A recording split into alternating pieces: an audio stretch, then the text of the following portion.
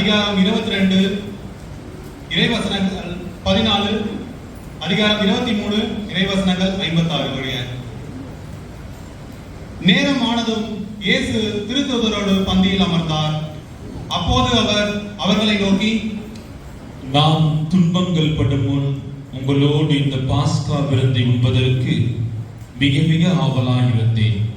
ஏனெனில் இறை ஆட்சியில் இது நிறைவேறும் வரை இதை நான் உண்ணமாட்டேன் என்று உங்களுக்கு சொல்கிறேன் என்றார்.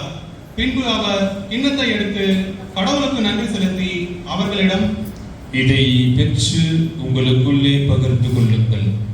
ஏனெனில் இது முதல் இறை ஆட்சி வரும் வரை திராட்சை பழ ரசத்தை குடிப்பதில்லை என நான் உங்களுக்கு சொல்கிறேன் என்றார். பின்பு அவர் அப்பத்தை எடுத்து கடவுளுக்கு நன்றி செலுத்தி அதை பிட்டு அவர்களுக்கு கொடுத்து, இது உங்களுக்காக கொடுக்கப்படும் எனது உடல், எனது நினைவாக இவ்வாறு செய்யுங்கள் என்றார். அப்படியே உணவருந்திய பின்பு அவர் கிண்ணத்தை எடுத்து, இந்த கிண்ணம் உங்களுக்காக சிந்தப்படுகிற எனது இரத்தத்தால் நிலைப்படுத்தப்படும் புதிய உடன்படிக்கை. என்னை காட்டிக் கொடுப்பவன் இதோ என்னோடு பந்தியில் அமர்ந்திருக்கிறான். மானிட மகன் தமக்கென்று குறிக்கப்பட்டபடியே போகிறார்.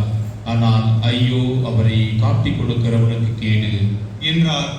அப்பொழுது அவர்கள், நம்மில் இச்செயலை செய்ய போகிறவர் யார் என்று தங்களுக்குள்ளே கேட்க தொடங்கினார்கள். மேலும் தங்களுக்குள்ளே பெரியவராக எண்ணப்பட வேண்டியவர் யார் என்ற விவாதம் அவர்களிடையே எழுந்தது. இயேசு அவர்களிடம், பிற இனத்தவரின் அரசர்கள் மக்களை அடக்கி ஆளுகின்றார்கள், அதிகாரம் காட்டுகின்றார்கள், நன்மை செய்பவர்கள் என அழைக்கப்படுகின்றார்கள். ஆனால் நீங்கள் அப்படி செய்யலாகாது. உங்களுள் பெரியவர் சிறியராகவும் ஆட்சி புரிபவர் தொண்டு புரிபவராகவும் மாற வேண்டும். யார் பெரியவர்? பந்தியில் அமர்ந்திருப்பவரா அல்லது பணிவிடை புரிபவரா?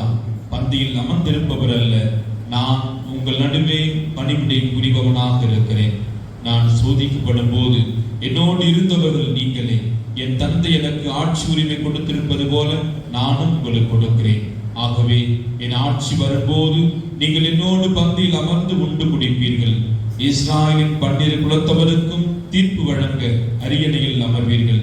சீமோனே, சீமோனே, இதோ கோதுமை போல் உங்களை புடைக்க சாத்தான் அனுமதி கேட்டிருக்கிறான். ஆனால் நான் உனது நம்பிக்கை தளராதிருக்க உனக்காக மன்றாடினேன். நீர் மனம் திரும்பிய பின் உன் சகோதரர்களை உறுதிப்படுத்து என்றார். அதற்கு பேதுரு, ஆண்டவரே, உம்மோடு சிறையிடப்படுவதற்கும் ஏன் சாவதற்கும் நான் ஆயுத்தமாய் உள்ளேன் என்றார். இயேசு அவரிடம், பேதுருவே, என்றிரவு என்னை தெரியாது என மும்முறை நீ மறுதலிக்கு முன் சேவல் கூவாது என உனக்கு சொல்கிறேன் என்றார். இயேசு சீடர்களிடம், நான் உங்களை பணப்பையோ வேறு பையோ மிதியனையோ எதுவும் இல்லாமல் அனுப்பிய போது உங்களுக்கு ஏதாவது குறை இருந்ததா என்று கேட்டார். அவர்கள், ஒரு குறையும் இருந்ததில்லை என்றார்கள். அவர் அவர்களிடம், ஆனால் இப்பொழுது பணப்பை உடையவர் அதை எடுத்துக் கொள்ளட்டும், வேறு பை உடையவனும் அவ்வாறு செய்யட்டும். வாள் இல்லாதவர் தம் மேலுடையை விற்று வாள் வாங்கிக் கொள்ளட்டும். ஏனெனில் நான் உங்களுக்கு சொல்கிறேன், கொடியவரில் ஒருவராக கருதப்பட்டார் என்று மறைநூலில் எழுதப்பட்டுள்ளது. என் வாழ்வில் நிறைவேற வேண்டும். என்னை பற்றியவை எல்லாம் நிறைவேறி வருகின்றன என்றார். அவர்கள், ஆண்டவரே, இதோ இங்கே 7 வாள்கள் உள்ளன என்றார்கள். இயேசு அவர்களிடம், போதும் என்றார். இயேசு அங்கிருந்து புறப்பட்டு தம் வழக்கப்படி ஒலிவமலைக்கு சென்றார். சீடர்களும் அவரை பின்தொடர்ந்தார்கள். அந்த இடத்தை அடைந்ததும் அவர் அவர்களிடம், சோதனைக்கு உட்படாதிருக்க இறைவனிடம் வேண்டுங்கள் என்றார். பிறகு அவர் அவர்களை விட்டு கல்லறை தூரம் விலகி சென்று முழந்தால் படியிட்டு இறைவனிடம் வேண்டினார்.